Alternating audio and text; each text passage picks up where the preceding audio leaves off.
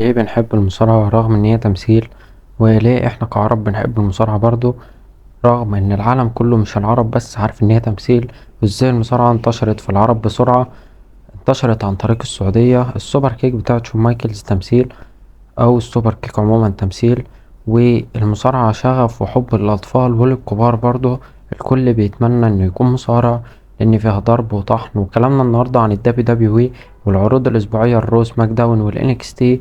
والكلام الاول عن الرو: الورلد هيفي ويت شامبيون داميان بريست، الانتر كونتيننتال تشامبيون سامي زين، والورلد تاج تيم تشامبيون فين بالور وجيدي ماكدونا. يعني ايه جانجا داي مسيطرين على الرو.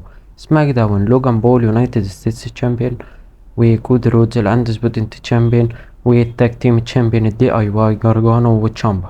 اما الانكس تي فالانكس تي الصراحه مش هنتكلم عليه في القناه، مع انه بيظهر فيه الاندرتيكر وكده في اوقات معينه، بس ممكن نتكلم عليه في الاوقات دي. عندنا العروض الشهريه: الرويال رامبل، انيميشن تشامبر، ماني ان ذا بانك، باشن برلين، راسل مانيا، سمر سلام، كراون جول، باكلاش، وسرفايفر سيريوس. وبرضو عندنا عرضين مهمين جدا السنه دي وهما كينج اوف ذا رينج وكلاش ات ذا كاسل. ورويال رامبل اليميشن تشامبر راسل مانيا 41 هما السنه الجايه. اما بخصوص القناة فهي هيبقى اسمها راسل اكسبرت. انا في الاول مكنتش عارف اختار اسم معين ولا صورة ولا اي حاجة خالص، وقلت انزل فيديوهات وخلاص. السلسلات القادمة هي ثرو باك، ونزلنا فيها فيديو ريسل منيا 25.